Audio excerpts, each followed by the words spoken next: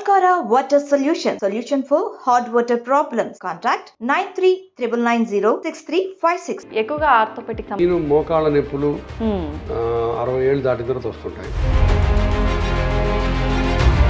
Young age లోనే మోకాళ్ళ నొప్పులతో కూడా బాధపడుతున్నారు కదా సార్, వాళ్ళకు జాగ్రత్తలు తీసుకోవాలి. యంగ్ ఏజ్ లో మోకాళ్ళ నొప్పి వచ్చిందంటే దాని అర్థం స్ట్రెయిన్ ఎక్కువ ఉన్నట్టు, స్ట్రెంగ్త్ తక్కువ ఉన్నట్టు. చాలా మంది ఇంజక్షన్లు చేసి మిమ్మల్ని నడిపిస్తాం, పిఆర్పీలు, ప్లాస్మా థెరపీలు అని ఇట్లా రోజు దొంగ డాక్టర్లు ఎక్కువైపోయారు. ఒక డాక్టర్ ఉన్నాడు, చెక్ పోస్ట్ దగ్గర ఉంటాడు. 4th స్టేజ్ అంటే మోకాళ్ళు అరిగిపోయి అసలు మంచాన పడిపోయే పేషెంట్లకు కూడా ఇంజక్షన్లు చేస్తామని చెప్పి, మీరు అడ్వాన్స్డ్ ఆర్థరైటిస్ వస్తే డాక్టర్లకు చూపించుకోండి, ఎక్సర్సైజ్ చేయండి, అన్నిటికీ ఆపరేషన్ అవసరం లేదు. గురువా రెడ్డి దగ్గరికి వెళ్తే ఆపరేషన్ అంటాడని భయపడాల్సిన పని లేదు. అడల్ట్స్లో ఎక్కువగా మనకు ఆర్థోపెటిక్ సమస్యలు అంటే మనకు మోకాళ్ళ నొప్పులు ఎక్కువగా వస్తుంటాయన్నారు కదా సార్, మనకు ముందుగానే సిమ్టమ్స్ ఏమైనా తెలుస్తాయా? పొద్దున్న లేవగానే మోకాలంతా బండలాగా, తర్వాత మెల్లగా చప్పుళ్ళు మొదలవుతాయి, తర్వాత వాపులు వస్తాయి. అయితే మనకు ఆపరేషన్ స్టేజ్కి రాకముందు బిఫోర్ స్టేజెస్లో ట్రీట్మెంట్ ద్వారా మనం రీప్లేస్మెంట్ వరకు వెళ్ళే ఛాన్స్ లేకుండా చేయొచ్చు. వయసును ఆపలేం కదా, అట్లానే మోకాలు అరగడం ఆపలేం. హై హీల్స్ చెప్పులు వేసుకోవడం బాగా అలవాటు అయిపోయింది, ఫ్యాషన్ అయిపోయింది కదా సార్, అది కూడా మనకు మోకాళ్ళ నొప్పులు రావడం. మంచి క్వశ్చన్ అడిగారు. ఆడపిల్లలు హై హీల్స్ వేసుకుంటే heel pain, ankle pain, knee pain, hip pain, back pain. నమస్కారం, వెల్కమ్ టు iDream. ఎక్కువగా ఆర్థోపెటిక్ సమస్యలు ఏ ఏజ్ వాళ్ళలో వస్తుంటాయి, దానికి సంబంధించిన ట్రీట్మెంట్ అప్డేటెడ్గా ఇప్పుడు ఏ రకంగా ఉంది అనే విషయాన్ని మనకు తెలియజేయడం కోసం ప్రస్తుతం మనతో పాటు ఉన్నారు chief robotic joint replacement surgeon doctor గురువా రెడ్డి గారు. ఇప్పుడు సార్తో మాట్లాడి మరిన్ని విషయాలు తెలుసుకుందాం. నమస్తే సార్. నమస్తే అమ్మా. సార్, ఎక్కువగా ఆర్థోపెటిక్ సమస్యలు అనేది ఏ ఏజ్ వాళ్ళలో చూస్తుంటాం సార్ మనం జనరల్గా? ఆర్థోపెటిక్ సమస్యలు అంటే మెయిన్ మోకాళ్ళ నొప్పులు 60 ఏళ్ళు దాటిన తర్వాత వస్తుంటాయి, అది ఆర్థరైటిస్ అంటారు. నడుము నొప్పులు ఏ ఏజ్ నుంచి అయినా వస్తాయి. ఓకే. మేము ఓపీలో ఏ ఆర్థోపెడిక్ సర్జరీ అయినా ఓపీలో 100 మంది పేషెంట్లు చూస్తే దాంట్లో ఆల్మోస్ట్ 60 నుంచి 70 దాకా ఈ 2 ప్రాబ్లమ్సే ఉంటాయి, బ్యాక్ పెయిన్, మోకాళ్ళ నొప్పి. సార్, బ్యాక్ పెయిన్కి ఏమో మెకానికల్ బ్యాక్ పెయిన్, అది కారణం అంటే సరిగ్గా కూర్చోలేకపోవటం, అంటే సరిగ్గా కూర్చోకపోవటం, తర్వాత కంటిన్యూస్ వర్క్ చేయటం, ఫార్వర్డ్ బెండింగ్ చేయటం, కంప్యూటర్స్ సరిగ్గా యూజ్ చేయకపోవటం, ఇట్లా అంటే ఎర్గానమిక్స్ తప్పు చేయటం వల్ల, అంటే మంచి పద్ధతులు నిర్వర్తించుకోకుండా బాడీని అబ్యూజ్ చేయడం వల్ల వచ్చేది నడుము నొప్పి. అది మన ప్రివెంటబుల్. వైరస్ మోకాళ్ళ నొప్పులు అనేది ఆర్థరైటిస్ వయసుతో పాటు లావుతో పాటు వచ్చేది. సో ఈ 2 మేజర్ ప్రాబ్లమ్స్. ఓకే. వయసుతో పాటు వచ్చే సమస్యలు అంటే ఓకే సార్, అది వేరే విషయం. మనము అంటే యంగ్ ఏజ్ లోనే మోకాళ్ళ నొప్పులతో కూడా బాధపడుతున్నారు కదా సార్, వాళ్ళకు జాగ్రత్తలు తీసుకోవాలి. యంగ్ ఏజ్ లో మోకాళ్ళ నొప్పులతో బాధపడుతుంటే అగైన్ మోకాళ్ళ అన్నది ఒక delicate balance between strain and strength. So ఒత్తిడికి ప్లస్ దారుఢ్యం, ఈ రెండింటి సమబాలంలో ఉంటే మోకాలు బాగుంటుంది. యంగ్ ఏజ్లో మోకాలు నొప్పి వచ్చిందంటే దాని అర్థం స్ట్రెయిన్ ఎక్కువ ఉన్నట్టు, స్ట్రెంగ్త్ తక్కువ ఉన్నట్టు. దాన్ని రివర్స్ చేయాలి మనం. స్ట్రెయిన్ తగ్గించుకోవాలంటే మెయిన్ 2 పనులు చేయకూడదు. మెట్లు బాగా తగ్గించాలి, కింద కూర్చోకూడదు. ఇండియన్ టాయిలెట్లో కూర్చున్నట్టు స్క్వాటింగ్ కూర్చున్నా, మెట్లెక్కి దిగిన ఈ 2 ప్రక్రియల వల్ల మోకాలులో 4 రెట్ల బరువు పోద్ది. మామూలుగా మీరు 70 కేజీలు అనుకోండి, మెట్లకి దిగినప్పుడు 200 కేజీల పైన బరువు మోకాల మీద వెళ్తుంది. అట్లానే ఇండియన్ టాయిలెట్లో కూర్చున్నా కూడా అలానే జరుగుతుంది. కాబట్టి ఈ 2 ప్రక్రియలు కానీ మనం మానేస్తే దైనందిన జీవితంలో మోకాల మీద లోడ్ తగ్గుద్ది. చాలా మందికి మెట్లెక్కి దిగితే మంచి వ్యాయామం అని అపోహ ఉంటుంది. నిజమే, మెట్లెక్కి దిగటం గుండెకి మంచిది, లంగ్స్కి మంచిది, బట్ మోకాళ్ళకి మంచిది కాదు. మోకాళ్ళకి చాలా చాలా చెడ్డ. అంటే ఎవరికైనా అది మెకానికల్, బయోమెకానికల్ ట్రూత్. అది 4 రెట్లు బరువు పోవటం అన్నది. కాబట్టి మెట్లు తగ్గించి దాని బదులు వేరే ఎక్సర్సైజ్ చేయొచ్చు. Brisk walking, cycling, treadmill, swimming అవన్నీ చేయొచ్చు. మెట్లు మట్టుకు మోకాలకి డెఫినెట్గా బ్యాడ్. ఎస్పెషల్లీ పటల్లో ఫెమరల్ జాయింట్ అంటాం, అంటే మోకాలు చెప్పే వెనకాల ఉన్న జాయింట్ ఉంటుంది, దానికి ఫెమర్ బోన్కి మధ్యలో ప్రెషర్స్ ట్రమెండస్గా పెరుగుతాయి. కాబట్టి అది అవాయిడ్ చేయడం మంచిది. తర్వాత స్ట్రెంగ్త్ ఎలా పెంచుకోవాలి, ఇప్పుడు స్ట్రెంగ్త్ తగ్గించుకోవడం చెప్పాను. స్ట్రెంగ్త్ ఎలా పెంచుకోవాలంటే ఈ మోకాల పైన ఉన్న తొడ మజిల్, క్వాడ్రిసెప్స్ అంటాం, ఆ మజిల్ ఎంత బాగా పనిచేస్తే మోకాల్లో లోడ్ అంత బాగా తగ్గుతుంది. నేను పేషెంట్లకు అర్థమయ్యేది చెప్తుంటాను. మోకాలు అర్జునుడు అయితే తొడ కృష్ణుడు. సో కృష్ణుడు బాగుంటే అర్జునుడు బాగుంటాడు, కృష్ణుడు నిద్రపోతే అర్జునుడు నిద్రపోతాడు. సో కాబట్టి క్వాడ్రిసెప్స్ మజిల్ చాలా ఇంపార్టెంట్. అట్లానే ఇప్పుడు నెక్ పెయిన్కి ఐసోమెట్రిక్ నెక్ ఎక్సర్సైజ్ చెప్తాం. ఈ మజిల్స్ బాగా డెవలప్ అయితే నెక్ మీద లోడ్ తగ్గిపోద్ది. జాయింట్ చుట్టుపక్కల ఉన్న మజిల్స్ బాగా పనిచేస్తే జాయింట్ మీద ఉన్న లోడ్ సగం తగ్గిస్తాయి. కాబట్టి జాయింట్ మీద లోడ్ తగ్గుతుంది. సో స్ట్రెంగ్త్ పెంచుకునే ఒక మార్గం క్వాడ్రిసెప్స్ ఎక్సర్సైజ్. అది సింపుల్గా ఎవరైనా చెప్తారో యూట్యూబ్లో పోయినా కనబడుతుంది. నెంబర్ 2, లోపల ఉన్న కార్టిలేజ్ దారుఢ్యాన్ని పెంచడానికి గ్లూకోజమైన్ ట్యాబ్లెట్స్ ఉంటాయి. అవి కూడా మెడికల్ షాప్లో దొరుకుతాయి, ఓవర్ ద కౌంటర్. ఆ ట్యాబ్లెట్స్ వేసుకోవాలి. అట్లానే బోన్స్కి కాల్షియం కావాలి. ఇవి 3 ముఖ్యమైన విషయాలు స్ట్రెంగ్త్ పెంచుకోవడానికి. అది అంతేగాని పనికిరాని ఇంజక్షన్లు, ఇప్పుడు చాలామంది ఇంజక్షన్లు చేసి మిమ్మల్ని నడిపిస్తాము, పిఆర్పీలు, ప్లాస్మా థెరపీలు అని ఇట్లా రోజు దొంగ డాక్టర్లు ఎక్కువైపోయారు. ఒక్క రూట్ కూడా పనిచేయదు. ఎస్పెషల్లీ కొంతమంది ఉన్నారు డాక్టర్లు. ఈ సందర్భంగా మీతో పంచుకోవాలని ఉంది నాకు. ఒక డాక్టర్ ఉన్నాడు, చెక్ పోస్ట్ దగ్గర ఉంటాడు, పేరు చెప్పను, బట్ అందరికీ తెలుసు. ఆయన బౌన్సర్లు పెట్టుకొని ఉంటాడు. బౌన్సర్లు ఎందుకమ్మా నీకు? భయం, ఎందుకంటే జనం వచ్చి కొడతారని. ఎందుకంటే అది చేసే పని ఇదే. 4th స్టేజ్ అంటే మోకాళ్ళు అరిగిపోయి అసలు మంచాన పడిపోయే పేషెంట్లకు కూడా ఇంజక్షన్లు చేస్తామని చెప్పి 2 లక్షల రూపాయల పైన తీసుకుంటాడు. ఇలాంటివి దోపిడీ. ఈ దోపిడీని అరికట్టాల్సిన బాధ్యత మీకుంది, నాకుంది, ప్రజలకు ఉంది. అది సంగతి. చాలా తప్పు, ఇది వెరీ అనెథికల్. ఎర్లీ స్టేజెస్లో స్టెమ్ సెల్స్, పిఆర్పీలు పనిచేస్తే నాకు తెలీదు, బట్ ప్రయత్నం చేస్తున్నారు కొంతమంది. బట్ 4th, 3rd స్టేజ్లో బోను రాసుకుంటున్నప్పుడు అసలు ఆ పేషెంట్ వస్తే, ఇప్పుడు ఆపరేషన్ భయపడి చాలామంది వెళ్తారు అక్కడికి. పేషెంట్లకు ఉన్న భయాన్ని నువ్వు ఎక్స్ప్లాయిట్ చేసుకొని పనికిమాలిన ఇంజక్షన్ చేయడం అనేది చాలా అనెథికల్. పేషెంట్ భయపడి వచ్చినా, అమ్మ నువ్వు చాలా అడ్వాన్స్ స్టేజ్లో ఉన్నావు, నీకు ఇంజక్షన్లు పనికిరావు, నువ్వు ఆపరేషన్ చేయించుకో, లేకపోతే ఇంటికి వెళ్ళి రెస్ట్ తీసుకొని చెప్పాలి. వాళ్ళకు కూడా మాయ చేసి నువ్వు 2 లక్షల రూపాయలు కొట్టేస్తున్నావు అంటే వాళ్ళు అప్పులు చేసి తీసుకొచ్చి మరీ పెడుతున్నారు. ఇది చాలా దారుణం, భయంకరమైన ప్రాక్టీసు. ఆ డాక్టర్కి నేను సభాముఖంగా చెబుతున్నాను, అని ఎప్పుడో డెఫినెట్గా పోలీసులు పట్టుకెళ్తారు.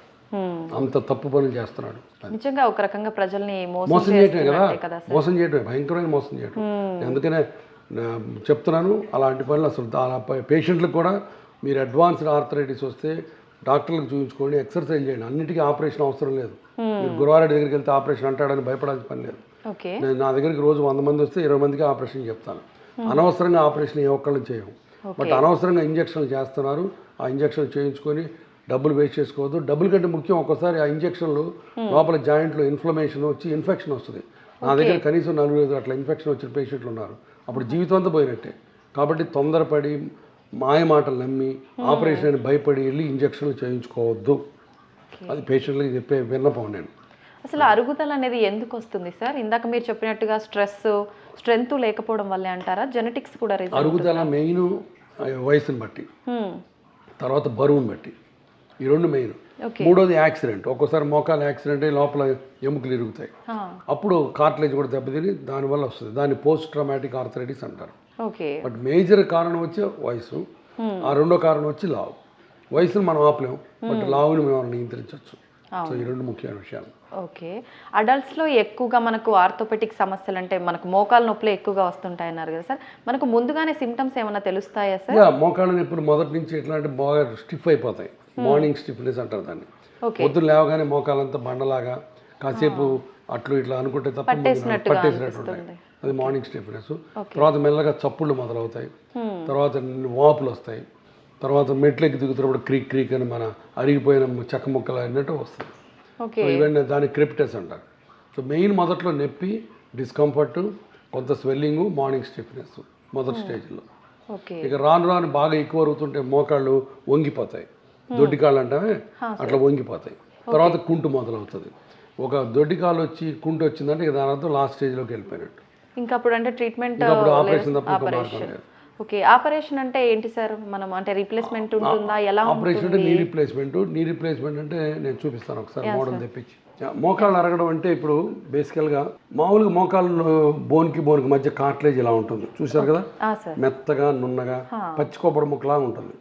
అది వయసు వస్తున్న కొద్దీ ఎండిపోయి ఈ రకంగా తయారవుతుంది, ఊడిపోతూ ఉంటుంది. ఇది ఎండిపోయి ఎండు కొబ్బరి ముక్కలా తయారై తర్వాత ఊడిపోతుంది కొబ్బరి. సో అప్పుడు మొత్తం ఆర్థరైటిస్ వచ్చినట్టు. లాస్ట్ స్టేజ్ 4 స్టేజ్లు ఉంటాయి. 4th స్టేజ్కి వచ్చినప్పుడు ఇక కంప్లీట్గా ఎముక రాసుకొని మధ్యలో గుజ్జంతా పోతుంది. అప్పుడు ఈ ఆపరేషన్ పడుతుంది. దీన్ని నీ రీప్లేస్మెంట్ అంటారు. ఇప్పుడు ఇలా చెక్కేసి ఇది చూసారా, ఇటుపక్క స్టీల్ ఇటుపక్క ప్లాస్టిక్ వేస్తాం, దాన్ని నీ రీప్లేస్మెంట్ అంటారు. అదొక్కటే ఆపరేషన్. ఇంకా అరిగిన తర్వాత ఓకే సార్, అయితే ఈ ఆపరేషన్ నీ రీప్లేస్మెంట్ అయిన తర్వాత నార్మల్గా మనం బిఫోర్ ఇది ప్రాబ్లం రాకముందు ఎలా ఉన్నామో అలాంటి అలానే ఉండొచ్చు. ఆపరేషన్ ఇప్పుడు ఎంతో సక్సెస్ఫుల్ ఆపరేషన్ ఇది. 100 మందికి చేస్తే 99 మందికి సక్సెస్ ఆపరేషన్ ఇది, ప్రాపర్ హాస్పిటల్ సెటప్లో. ఆ కొత్త మోకాలు మళ్ళీ 20 నుంచి 25 ఏళ్ళు ఉంటుంది. సో మళ్ళీ అన్ని పనులు చేసుకోవచ్చు, ఒక ఇండియన్ టాయిలెట్లో కూర్చోవడం తప్ప. ఓకే, ఫ్లోర్ పైన మరి బెండ్ అయి కూర్చునేటట్టుగా కాకుండా నార్మల్గా అన్ని చేసుకోవచ్చు. అయితే ఈ ఎముకలకి సంబంధించిన ఈ ప్రాబ్లమ్స్ రావడానికి ఫుడ్ హ్యాబిట్స్ కూడా కారణం అంటారా సార్? ఫుడ్కి డైరెక్ట్గా రిలేషన్ లేదు. కొంతమంది వంకాయ తింటే మోకాళ్ళు నొప్పులు వస్తుంటారు, అది కరెక్ట్ కాదు. భోజనం తీసి లావు ఎక్కితే లావు వల్ల నొప్పులు వస్తాయి, అంతే తప్ప డైరెక్ట్ రిలేషన్ లేదు. ఓకే, మనకు రీప్లేస్మెంట్ అయిన తర్వాత ఫుడ్ రెస్ట్రిక్షన్స్ కానీ ఏమైనా కండిషన్స్? రీప్లేస్మెంట్ మీరు ఏదైనా తినచ్చు. ఇప్పుడు ఆబ్వియస్గా లావు ఎక్కడం మంచిది కాదు, మీరు ఏదైనా తినచ్చు. డైరెక్ట్గా ఫుడ్కి మోకాళ్ళకి సంబంధమే లేదు. ఓకే, ఆర్థరైటిస్ లో కూడా మనకు టైప్స్ ఉన్నాయా సార్? టైప్స్ 2 రకాలు. Main osteo arthritis, rheumatoid arthritis. Osteo arthritis అంటే ఇందాక మనం అనుకున్నట్టు వయసుతో పాటు కీళ్ళు అరిగిపోయి వస్తే దాన్ని ఆస్టియో ఆర్థరైటిస్ అంటారు. రుమటాయిడ్ ఆర్థరైటిస్ అంటే బాడీలోనే చేంజెస్ వచ్చి, రక్తంలో చేంజెస్ వచ్చి ఆటో ఇమ్యూన్ ప్రాబ్లం అంటారు. అంటే నీ జాయింట్లో ఉన్న కార్టిలేజ్ని నీ బాడీలో ఉన్న రక్త కణాలు శత్రువు కింద పరిగణిస్తాయి, వెళ్ళి వాటితో యుద్ధం చేసి వాటిని డ్యామేజ్ చేస్తాయి. సో నీ బాడీలో సెల్సే నీ కార్టిలేజ్ని విరగొడతాయి. That's called autoimmune problem. అది రుమటాయిడ్ ఆర్థరైటిస్ అంటారు. రుమటాయిడ్ ఆర్థరైటిస్ చిన్న వయసులో వస్తుంది, 16 ఏళ్ళ నుంచి వస్తుంది. తర్వాత మల్టిపుల్ జాయింట్స్, వేళ్ళు, మోకాళ్ళు, హిప్ జాయింట్స్ అన్నీ ఎఫెక్ట్ అవుతాయి. ట్రీట్మెంట్ వచ్చి చివరికి అడ్వాన్స్డ్ ఆర్థరైటిస్, రుమటాయిడ్ కానీ ఆస్టియో ఆర్థరైటిస్ కానీ మోకాళ్ళ operation, hip joint operation, so surgery. But మొదట్లో మెడికల్ ట్రీట్మెంట్ డిఫరెంట్ ఉంటుంది. రుమటాయిడ్ ఆర్థరైటిస్కి డిసీజ్ మాడిఫైయింగ్ డ్రగ్స్ అని ఉంటాయి, డిఎంఆర్టీస్ అంటారు. ఆస్టియో ఆర్థరైటిస్కి వేరే రంగులు ఉంటాయి, అది ఎంటైర్లీ డిఫరెంట్. అందుకని రుమటాయిడ్ ఆర్థరైటిస్ ఉంటే మేము ట్రీట్ చేయం, దాన్ని రుమటాలజిస్ట్ దగ్గర పంపిస్తాం. రుమటాలజిస్ట్ అని వేరే స్పెషలిస్టులు ఉంటారు, వాళ్ళు చూడాలి. ఆ మోకాళ్ళు బాగా పాడైపోయి ఆపరేషన్కి వచ్చినప్పుడు మేము చూస్తాం. అయితే మనకు ఆపరేషన్ స్టేజ్కి రాకముందు బిఫోర్ స్టేజెస్లో ట్రీట్మెంట్ ద్వారా మనం రీప్లేస్మెంట్ వరకు వెళ్ళే ఛాన్స్ లేకుండా చేయొచ్చా సార్? ఆపలేం. మోకాళ్ళు అరగడం అనేది వయసు లాంటిది, వయసును ఆపలేం కదా, అట్లానే మోకాళ్ళు అరగడం ఆపలేం. కాకపోతే మనం జాగ్రత్తలు తీసుకొని ఎక్సర్సైజ్ చేసి మంచి పనులు చేస్తే స్లోగా వెళ్తుంది అది ప్రోగ్రెస్, లేకపోతే తొందరగా అయిపోద్ది. అంతేగాని ఇప్పుడు ఫర్ ఎగ్జాంపుల్ 4 స్టేజ్లు ఉన్నాయి, 2వ స్టేజ్ నుంచి ట్రీట్మెంట్ స్టార్ట్ చేస్తే మీ మోకాలు 2వ స్టేజ్లో ఆగదు, 1లోకి వెళ్ళదు, 3లోకి వెళ్తుంది, 3 నుంచి 4కి వెళ్తుంది, అది ఆటోమేటిక్ అని ఏజ్ లాగా. కాకపోతే మనం చేసే ఎక్సర్సైజ్లు మనం చేసే దీన్ని బట్టి స్లోగా వెళ్తుంది. లావు ఉన్నారనుకోండి తొందరగా వెళ్తుంది. సర్వీస్ అన్నది. ఓకే, అయితే సార్ ప్రస్తుత కాలంలో చూసుకుంటే యూత్ అంతా హై హీల్స్ చెప్పులు వేసుకోవడం బాగా అలవాటు అయిపోయింది, ప్యాషన్ అయిపోయింది కదా సార్, అది కూడా మనకు మోకాళ్ళ నొప్పులు రావడం? మంచి క్వశ్చన్ అడిగారు. ఆడపిల్లలు హై హీల్స్ వేసుకుంటే heel pain, ankle pain, knee pain, hip pain, back pain, 5 పెయిన్లు ఒకేసారి వస్తాయి. కాబట్టి 5 పార్ట్స్ ఆఫ్ ద బాడీని ఒకే దెబ్బతో మీరు ఇబ్బంది పెట్టాలంటే హై హీల్స్ వేసుకోవాలి. బట్ కాకపోతే హై హీల్స్ ఫ్యాషనబుల్ అండ్ తప్పదు, part of the game. But too much height stilettos అంటారు కదా, అవి పెన్సిల్ షూస్ ఇట్లాంటివి చాలా డేంజరస్. యాంకిల్ మీద లోడ్ పడుతుంది, బ్యాక్ మీద లోడ్ పడుతుంది. నేను ఎప్పుడు నా దగ్గరకు వచ్చిన పేషెంట్, అమ్మ ఎప్పుడో ఫ్రైడే రోజు సాటర్డే రోజు నైట్ క్లబ్లో తప్ప మిగతా టైంలో హై హీల్స్ వేసుకోవద్దు అని చెప్తారు. స్కిప్ చేయడమే బెటర్ అంటారు. ఓకే ఓకే సార్, ఇప్పుడు టీనేజ్ పిల్లల్లో కూడా ఆర్థోపెటిక్ సమస్యలు వస్తున్నాయి కదా సార్, వాళ్ళు ముందుగానే రాకుండా ఉండాలంటే ఎటువంటి? టీనేజ్లో రావడానికి అవకాశాలు తక్కువ, బట్ వాళ్ళు సరైన ఎక్సర్సైజ్ చేయకపోవటం, జంక్ ఫుడ్ దీన్ని లావు ఎక్కడం. నా దగ్గరకు ఒక్కసారి 15-14 ఏళ్ళ పిల్లలు వస్తారు, 80-90 కేజీలు ఉంటారు. దానివల్ల ఆబ్వియస్గా జాయింట్స్ మీద లోడ్ పడుతుంది, బ్యాక్ మీద లోడ్ పడుతుంది. తర్వాత రెండోది వాళ్ళు బాగా హెవీ పుస్తకాల సంచులు వేసుకోవటం, అది ఒకటి తప్పు. పుస్తకాల సంచి వేసుకోవడానికి కూడా ఒక పద్ధతి ఉంది. మామూలు షోల్డర్ స్ట్రాప్ బ్యాగ్ లాగా వెనకాలకి వేసుకోవాలి, లేదంటే ఇట్లా వేసుకోవాలి.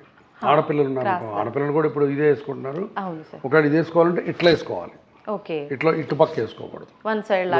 ఇట్లా అక్రాస్ చెస్ట్ వేసుకుంటే అప్పుడు లోడ్ బాగా ఈవెన్గా అవుతుంది. తర్వాత అగైన్ వాళ్ళు వర్క్ చేసేది ఎప్పుడు వంగి టెక్స్ట్ చేయటం, వంగి ఐప్యాడ్లో ఆడుకోవటం, అది కూడా డేంజర్. ఒక మీరు ఫోన్ మాట్లాడాలంటే, ఫోన్ టెక్స్ట్ చేయాలి, ఏదైనా వీడియో చూడాలంటే ఇట్లా దిండేసుకొని స్ట్రైట్గా కూర్చొని ఇట్లా చూడాలి, ఇట్లా చూడకూడదు. అట్లా చూస్తే నెక్ పెయిన్, బ్యాక్ పెయిన్ 2 వస్తాయి. సో సిట్టింగ్ పోస్చర్ చాలా ఇంపార్టెంట్. అన్ఫార్చునేట్గా మన టీనేజ్ పిల్లలు అది చేయట్లేదు. అవును సార్. సో అది సంగతి. చిన్న పిల్లల నుంచి ప్రతి ఒక్కరు కూడా ప్రస్తుతం చూసుకుంటే మొబైల్స్కి అడిక్ట్ అయిపోయి మొత్తం అందులోనే మీరు చెప్పినట్టుగా ఆ పొజిషన్ చూసుకోకుండా చూడటం వల్లే అంటారా సరే? మొబైల్ డెఫినెట్గా ఇట్లా చూడకూడదు, మొబైల్ చేస్తే ఇట్లా చూడాలి స్ట్రైట్గా. ఓకే. డయాబెటిక్ పేషెంట్లకు కూడా ఆర్థోపెటిక్ ప్రాబ్లమ్స్ ఎక్కువగా వచ్చే అవకాశం ఉంటుంది. డయాబెటిక్లో జాయింట్ ప్రాబ్లమ్స్ కంటే మజిల్స్ వేస్ట్ అవుతాయి. ఇప్పుడు మజిల్ ఉంది కదా, డయాబెటిక్ మయోపతి అని ఉంటుంది. అంటే డయాబెటీస్లో మజిల్స్కి ఉండాల్సిన దారుఢ్యం తగ్గిపోతుంది. ఎప్పుడైతే మజిల్స్ వీక్ అవుతాయో ఇందాక మనం కూడా దాని చుట్టుపక్కల ఉన్న జాయింట్స్ మీద లోడ్ పడుతుంది. సో కాబట్టి డయాబెటీస్లో అది ప్రాబ్లం. ఎందుకంటే డయాబెటిక్ డైరెక్ట్గా జాయింట్ రిలేషన్ లేదు, బట్ మజిల్స్ వీక్ అవడం వల్ల జాయింట్ నొప్పులు కూడా కొంత డయాబెటీస్లో ఎక్కువ ఉంటాయి. ఒక్కొక్కసారి డయాబెటిక్ ఎక్స్ట్రీమ్ డయాబెటీస్లో న్యూరోపతిక్ జాయింట్స్ అని ఉంటాయి. అంటే దాని అర్థం జాయింట్లో నొప్పి ఉండదు. నొప్పి లేకపోతే వాళ్ళ హాయి కదా అనుకుంటాం మనం, కానీ తప్పది. దేవుడు మనకి నొప్పి ఎందుకు ఇచ్చాడంటే ప్రొటెక్ట్ చేసుకోవడానికి. వాళ్ళకు డయాబెటిక్ ఒక్కసారి న్యూరోపతిక్ జాయింట్స్ అని యాంకిల్ జాయింట్ మొత్తం లోపల ఉన్న ఎముకలన్నీ ఇరిగిపోయి జాయింట్ అంతా అరిగిపోయి మోకాలంతా యాంకిల్ అంతా డిఫార్మ్డ్ అయిపోద్ది, అయినా వాళ్ళకి నొప్పి ఉండదు. తర్వాత వాళ్ళు ఎక్కడన్నా వేడి మీద కాలేస్తే మంట తగలదు, సో దాంతో పుండ్లు పడతాయి. సో డయాబెటిక్ న్యూరోపతిక్ జాయింట్స్ చాలా ఇబ్బందికరమైన విషయాలు. అది డయాబెటీస్లో ఎక్స్ట్రీమ్, అందరికీ రాదు, కొంతమందికి వస్తుంది. ఓకే. అయితే మనం రీప్లేస్మెంట్ విషయానికి వస్తే ఎక్కువగా మనకి ఈ సమస్య ఏజ్డ్ వాళ్ళలోనే వస్తుంది, మనకు అది వాళ్ళలోనే అవసరం పడుతుంది కదా సార్. వాళ్ళలో హెల్త్ ఇష్యూస్ కూడా ఎక్కువగా ఉంటుంటాయి కదా, అప్పుడు సర్జరీ చేయాలంటే ముందుగా ఇప్పుడు మేము చేసేది 70 years ప్లస్, ఇప్పుడు వాళ్ళు 85 years వాళ్ళు చేసి వచ్చాను. ఓకే. వాళ్ళందరికీ కోమార్బిడ్ కండిషన్స్ అంటారు, అంటే షుగరు, బీపీ ఇట్లాంటివి ఉంటాయి. బట్ ఆల్మోస్ట్ 60 to 70% పీపుల్కి ఉంటాయి. బట్ వాటన్నిటిని మేము ముందే ఒక 2 రోజుల ముందు ట్రీట్మెంట్ చేసుకొని ఒక రోజంతా బ్లడ్ టెస్టులు చేయించుకొని, ఇప్పుడు ఏ మోకాళ్ళ ఆపరేషన్ చేయాలని అట్లా చేయం.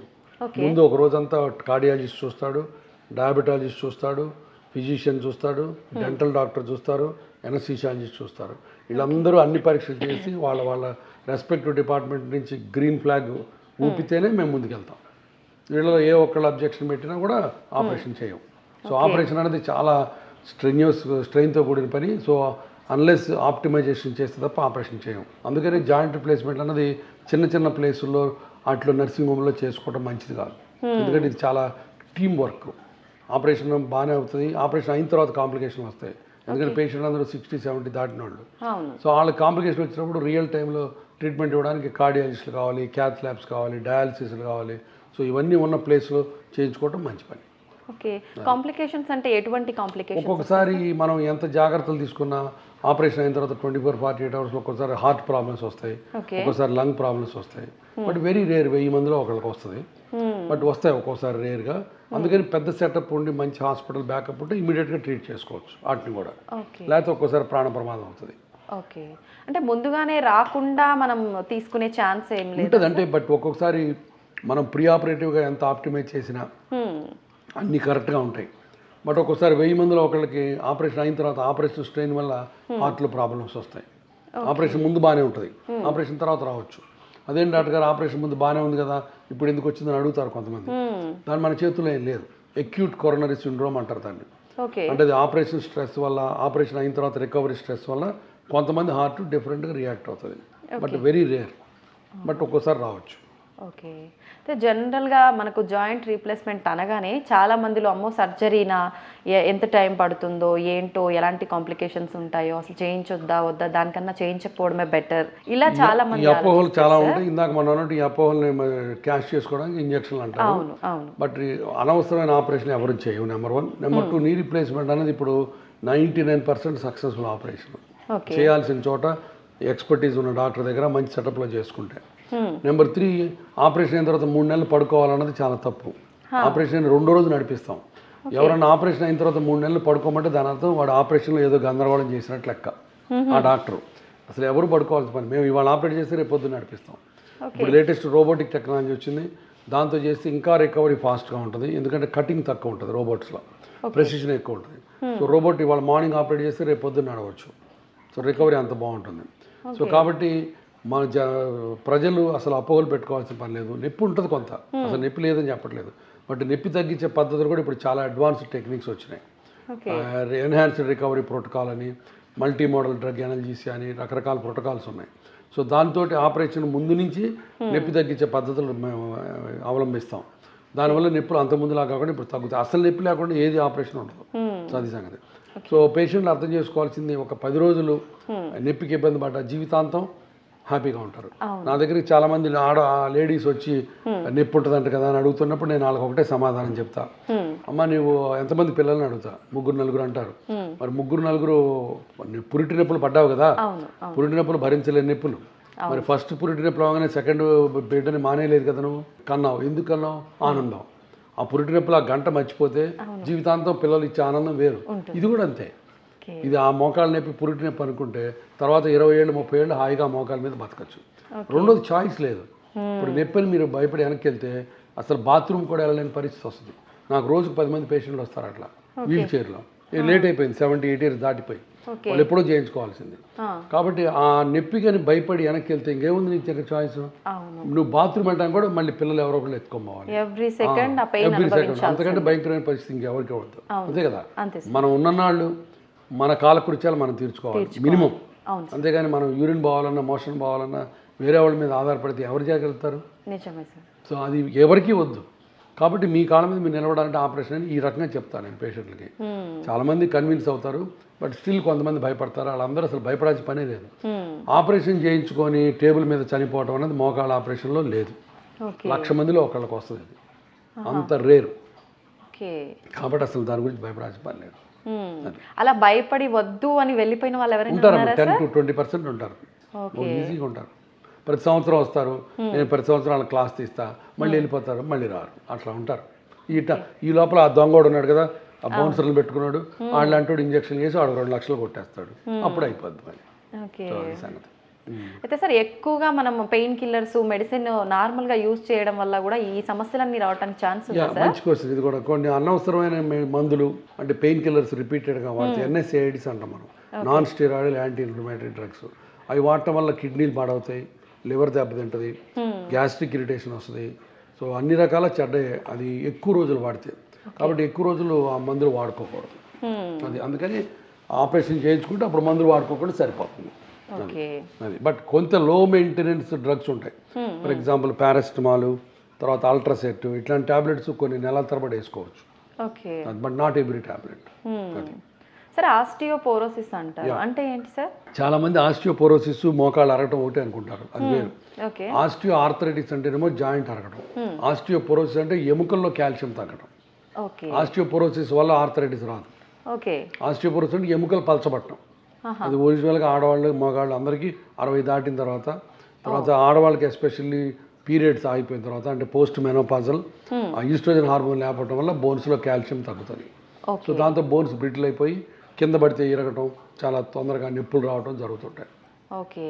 మన ఇండియాలో వెజిటేరియన్ ఆడవాళ్ళకి బాగా కామన్ ప్రాబ్లం ఆస్టియోపోరోసిస్.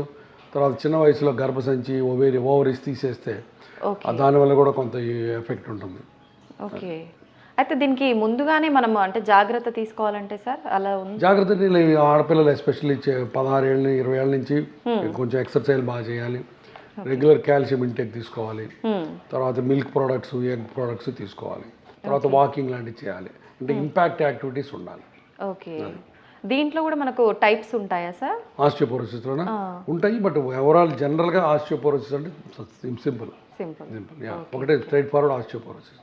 దీనికి ట్రీట్మెంట్ ఎలా ఉంటుంది? ట్రీట్మెంట్ అయినా దానికి కాల్షియము, వైటమిన్ డి, తర్వాత రెగ్యులర్ వాకింగ్, తర్వాత ఇప్పుడు దాంట్లో చాలా ఇంకా డిఫరెంట్ మాలిక్యూల్స్ ఉన్నాయి. ఆ మాలిక్యూల్స్ అవసరాన్ని బట్టి ఇస్తారు. అంటే ఫుడ్ రూపంలో తీసుకోవచ్చా సార్? ఫుడ్ రూపంలో సప్లిమెంట్స్ తీసుకోవాల్సి వస్తుంది. ఆస్టియోపోరోసిస్ ఒకసారి ఎస్టాబ్లిష్ అయిన తర్వాత కంపల్సరీగా దానికి ట్రీట్మెంట్ ఫిజిషియన్స్ కానీ, డయాబెటాలజిస్టులు కానీ, రొమటాలజిస్టులు కానీ ఇస్తారు. దీనికి సిమ్టమ్స్ ఏమైనా ఉంటాయా సార్? అంటే ముందుగానే osteoporosis symptoms bone pains, muscle pains, బాగా ఇక్కడ నొక్కితే నొప్పి, ఇక్కడ నొక్కితే నొప్పి, ఇక్కడ నొక్కితే నొప్పి అంటుంటారు. అది మెయిన్. అది bone pain, muscle pain, that is ఆస్టియోపోరోసిస్కి సిమ్టమ్స్. అసలు ఒళ్ళంతా నొప్పులుగా ఉంటాయి అన్నమాట.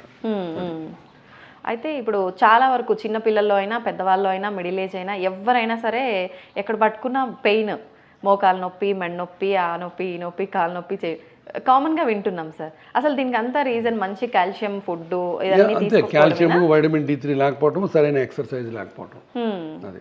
అది బోన్స్ స్ట్రాంగ్ ఉండాలంటే ఏ ఫుడ్ మన లైఫ్ స్టైల్లో? Regular milk, cheese, butter, eggs, boiled egg whites, ఇవన్నీ తీసుకోవాలి. అన్ని. సో అన్ని లావ్ ఎక్కుతారంట, లావేం పెద్ద ఎక్కరు. కొలెస్ట్రాల్ ఫుడ్స్ కాదు ఇవన్నీ. సో అది తీసుకోవాలి తప్పదు. తర్వాత ladies especially from the age of 16 to 60 కంపల్సరీగా 1 గ్రామ్ ఆఫ్ కాల్షియం సప్లిమెంట్ తీసుకోవాలి. అట్లనే 1000 international units of vitamin D తీసుకోవాలి. ఓకే. సో అది అందుకని కాల్షియం సప్లిమెంట్స్ కూడా ఇంపార్టెంట్. అంటే ఏజ్ నుంచి తీసుకోవాలి? 16 to 60. 16 to 60. తర్వాత పీక్ బోన్ మాస్ అంటారు దాన్ని. అంటే మనం యంగ్ వయసులో మనం డబ్బులు సంపాదించి బ్యాంకులో వేసుకున్నట్టు ఎస్పెషల్లీ ఉమెన్కి యంగ్ ఏజ్లో అంటే 16 to 40 ఇయర్స్లో బోన్ మాస్ ఎంత డెవలప్ అయితే అదే ఇక తర్వాత కొత్తగా డెవలప్ కాదు. దాన్ని పీక్ బోన్ మాస్ అంటారు. అది మీరు యంగ్ ఏజ్లో మంచి అలవాట్లతోటి బాగా ఎక్సర్సైజ్ చేసి మంచి ప్రొడక్ట్స్, మిల్క్ ప్రొడక్ట్స్ తీసుకుంటే అప్పుడు మీ పీక్ బోన్ మాస్ బ్యాంకులో బాగా కాల్షియం ఎక్కువ ఉంటుంది. అది తర్వాత ఉపయోగపడుద్ది మీకు. అది అయితే సార్ జనరల్గా ఇంట్లో పెద్దవాళ్ళు చెప్తూ ఉంటారు బోన్ సూప్ తాగితే ఎముకలు గట్టి పడతాయి అని చెప్పి, అది నిజమే అంటారా సార్? నిజమే. Bone soup is a good nutrient for the micro nutrients ఉంటాయి, తాగొచ్చు. ఓకే. అంటే వీక్లీ ఎనీ టైమ్స్ తీసుకోవచ్చు సార్? ఎనీ టైమ్స్ అనే లేదు, డిపెండ్. రోజు ఒకటి తాగినా పర్లేదు. ఓకే. వెజిటేరియన్స్ కొంతమంది తాగరు. వెజిటేరియన్స్కి సోయా ప్రిపరేషన్స్, చీజు, తర్వాత టోఫు, పన్నీరు ఇవి తీసుకోవాలి. ఓకే. మిల్క్ ప్రొడక్ట్స్ అవి తీసుకుంటే మంచిది. ఓకే. మోకాళ్ళు బాగా అరిగిన తర్వాత 4th స్టేజ్కి ఆపరేషన్ ముఖ్యం. ఇందాక చెప్పినట్టు నీ రిప్లేస్మెంట్. నీ రిప్లేస్మెంట్ మీద అపోహల గురించి ఆల్రెడీ మాట్లాడుకున్నాం. బట్ ఈ నీ రిప్లేస్మెంట్ 99% సక్సెస్ఫుల్ ఆపరేషన్. భయపడకుండా వచ్చి చేయించుకోవాలి. ఇప్పుడు దాంట్లో రోబోటిక్ టెక్నాలజీ వచ్చింది. రోబోటిక్ టెక్నాలజీతో చేస్తే ఇంకా రికవరీ ఫాస్ట్గా ఉంటుంది, బెండింగ్ ఎక్కువ ఉంటుంది, ఎప్పుడైనా కావాలంటే కింద కూర్చోవచ్చు.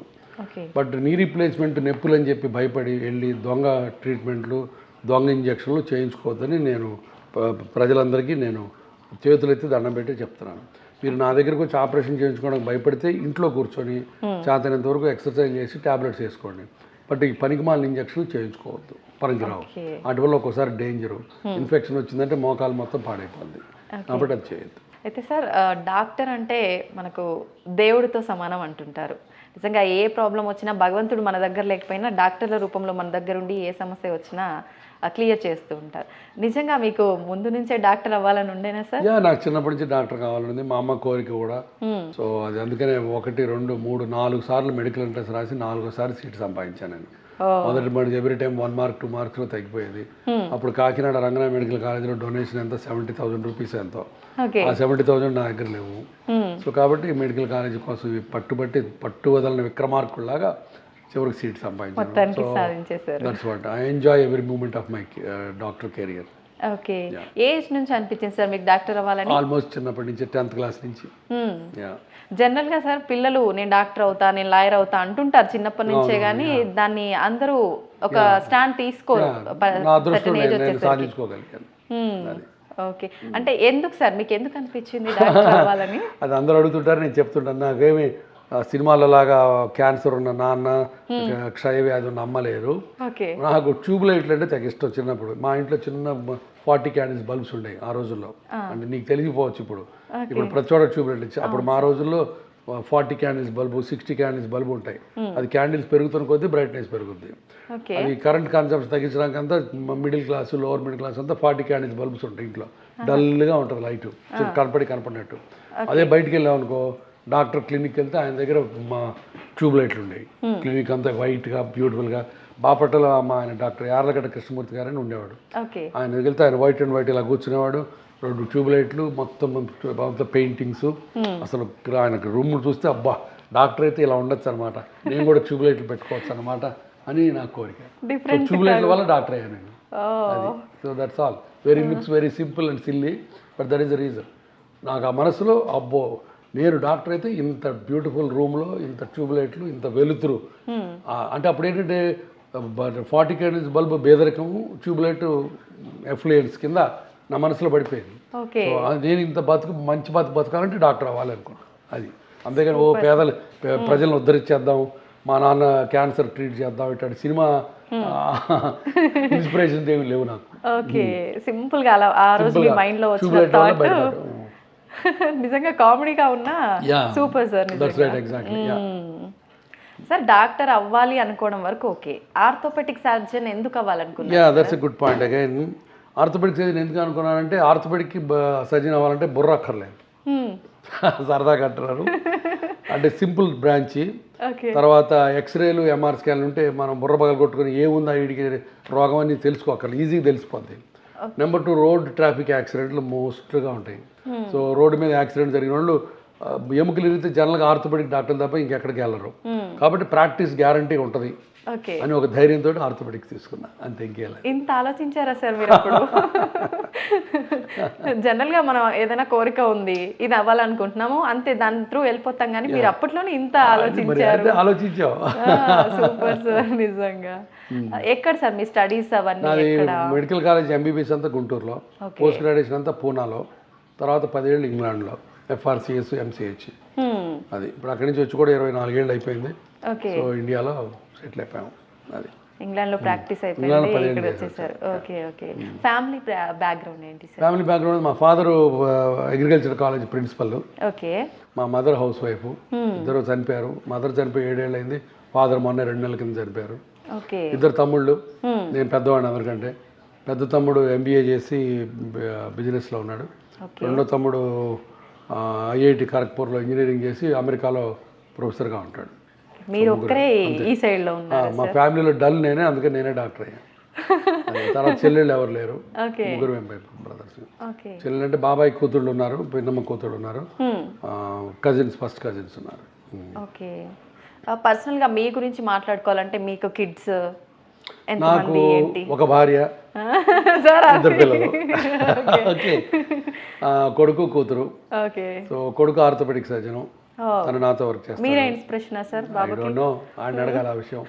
తర్వాత కూతురు కార్డియాలజిస్టు. కూతురు మీరు చూసే ఉంటారు, లిటిల్ సోల్జర్స్ యాక్ట్ చేస్తుంది తను. తర్వాత అల్లుడు ఆర్థోపెడిక్ సర్జను, మాతోనే పనిచేస్తాడు. మా ఆవిడ గైనకాలజిస్టు. ఒక్క కోడలు తప్ప మిగతా ఫ్యామిలీ అంతా డాక్టర్లే. కోడలు ఒకటే, she is the CEO of a travel company. తనకు ట్రావెల్ కంపెనీ ఉంది, వన్ ట్రావెల్ పార్క్ అని, దానికి CEO. తను ట్రావెల్ అరేంజ్మెంట్స్ చేస్తూ ఉంటుంది. మేము అందరం డాక్టర్లు, అందరూ ఇక్కడే పని చేస్తాం. సో అది సంగతి. నలుగురు గ్రాండ్ చిల్డ్రన్. కొడుక్కి ఒక కూతురు, కొడుకు మహిక అండ్ క్రిష్. కూతురికి 2 కొడుకులు, అర్జున్ అండ్ రిషి. సో నలుగురు అక్కడే ఉన్నారు. అదిగో ఆ ఫోటోని చూసారు కదా. సో అది సంగతి. Life is so good with grand children. వాళ్ళతో ఎంజాయ్ చేస్తున్నారు. సార్ పాప అంటే మూవీలో నటించింది కదా, మళ్ళీ ఎందుకు కంటిన్యూ చేయలేదు? అది ఒక వన్ ఆఫ్ మా తోడలుడు గంగరాజు గారు తీసిన సినిమా కాబట్టి వచ్చింది. ఇంకా వేరే సినిమాలు never interested in that. Okay okay. Sir మీరు డాక్టర్తో పాటు రైటర్ కూడా అని విన్నాము, బుక్ రాశారని. పెద్ద రైటర్ ఇంకా ఏదో సొల్లు కబుర్లు బుక్ కింద రాశాను. అయ్యో అట్లా గురవాయణ పుస్తకం పేరు పెట్టాం. అది అదృష్టం బాగుండి చాలా మంది చదివారు, చాలా మందికి నచ్చింది. ఎందుకు నచ్చిందంటే నేను నా గుండెలో మాటలన్నీ ఓపెన్గా రాశాను. ఇప్పుడు మనం కబుర్లు చెప్పుకున్నట్టు రాశాను. సో చాలా మంది ఐడెంటిఫై చేసుకున్నారు. అది ఎప్పుడు రాశారు సార్ ఈ బుక్? రాసి 8 ఏళ్ళు అయింది. ఇప్పుడు మళ్ళీ 2వ పార్ట్ రాస్తాను. అది ఇంకొక 6 monthsలో తీసుకొస్తాను. అది కూడా. ఓకే. అంటే మీకు ఈ థాట్ ముందు నుంచే ఉండేనా సార్ రాయాలి అని చెప్పి? మీలో ఒక రైటర్ ఉన్నారు? చిన్నప్పుడు మ్యాగజైన్లో రాసామండి. తర్వాత నా క్లాస్మేట్ భార్గవి, నువ్వు అందరికి కబుర్లు చెప్పి అందరిని ఎంటర్టైన్ చేస్తుంటావు కదా, why don't you put it on the book అంది. సో బుక్ కింద పెట్టాం. ఓకే. సెకండ్ పార్ట్ ఎప్పుడు రాబోతుంది? సెకండ్ పార్ట్ బహుశా ఇంకో 3-4 నెలల్లో వస్తుంది. సార్ డాక్టర్స్ అనగానే అందరికీ పేషెంట్స్కి ఇలా ఉండాలి అలా ఉండాలని సజెషన్స్ ఇస్తూ ఉంటారు. వాళ్ళు ఎలాంటి లైఫ్ స్టైల్ లీడ్ చేస్తుంటారో తెలుసుకోవాలనుంది. అసలు మీ లైఫ్ స్టైల్ ఏ విధంగా ఉంటుంది సార్? నా లైఫ్ స్టైల్ ఉంది, I enjoy life every minute of it. నీతో ఇంటర్వ్యూ చేస్తున్నా, ఐఎమ్ ఎంజాయింగ్ ఇట్. పేషెంట్లు చూస్తే I enjoy every minute is an enjoyment for me. So నాకు ఆ ప్రాబ్లము, డిప్రెషను, టెన్షను అటనేం లేవు నాకు. దేవుడు ఆ చిన్న వరం ఇచ్చాడు నాకు.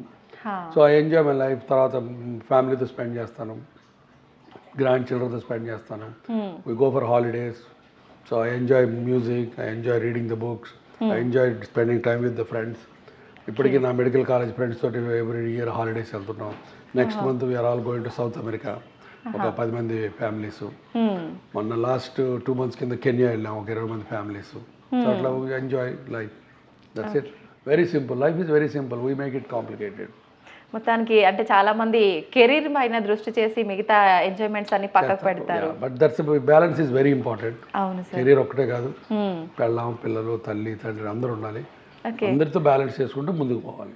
అలా బ్యాలెన్సింగ్ గా ఉండాలి అంటే ఏమైనా టిప్ చెప్తారా? ఏమైనా టిప్స్? రోజు గీత గీసుకోవడమే. రోజుకి 2 గంటలు నేను ఫ్యామిలీతో స్పెండ్ చేస్తాను. సాయంత్రం 6 తర్వాత పేషెంట్ని చూడడం, మా ఆవిడతో సినిమాకి వెళ్తాను.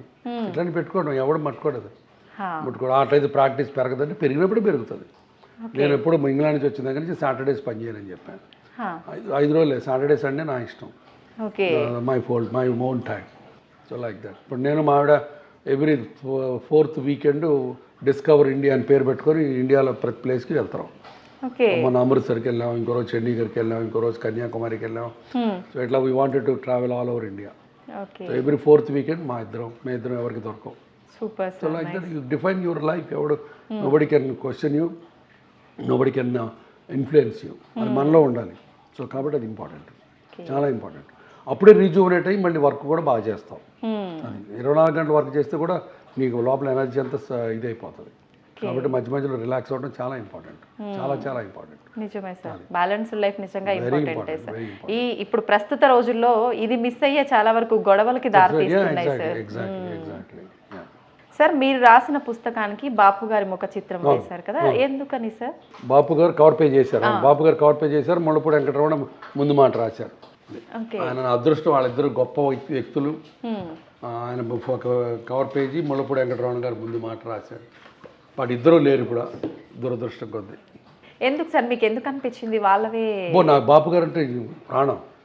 అసలు ఆయన అంటే నాకు ఎంత ఇష్టం అంటే అంత ఇష్టం, అంత ఇష్టం. నా కాలేజీ రోజుల నుంచి ఆయన బొమ్మలంటే ఇష్టం, ఆయన వ్యక్తిత్వం అంటే ఇష్టం, ఆయన సినిమాలంటే ఇష్టం.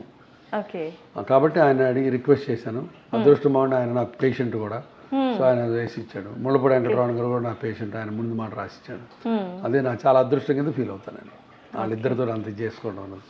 Okay, super sir. నిజంగా అంటే ఒక డాక్టర్ అంటే డాక్టర్ యాంగిల్లోనే కనిపిస్తారు. మిమ్మల్ని చూస్తుంటే లైఫ్ బ్యాలెన్స్డ్, ఎంజాయ్ చేయడం కానీ, మీ వర్క్కి మీరు న్యాయం చేయడం కానీ, ఎవ్రీథింగ్ అసలు సూపర్ సార్. నేను చాలా చేస్తాను, చెప్పే కదా, orthopaedics only part time job నాకు. నేను పుస్తకాలు రాస్తాను, మ్యూజిక్ వింటాను, కంపేర్ చేస్తాను, మ్యూజిక్ షోస్, రేడియో జాకింగ్ చేస్తాను, చాలా చేస్తాను. Multi talented sir. Multi talented అన్న multi tasker. Okay, super sir, super. ఇంతే జోష్గా ఎనర్జీగా ఉండాలంటే ఇప్పటి యువతకు మీరు ఏ సలహా ఇస్తారు sir? Simple, do what you like what you do. Okay sir, single లైన్లో సింపుల్ గా. ఓకే, అర్థం చేసుకున్న వాళ్ళు ఫాలో అయిపోవాలి. Okay, thank you sir, thank you very much. నమస్తే.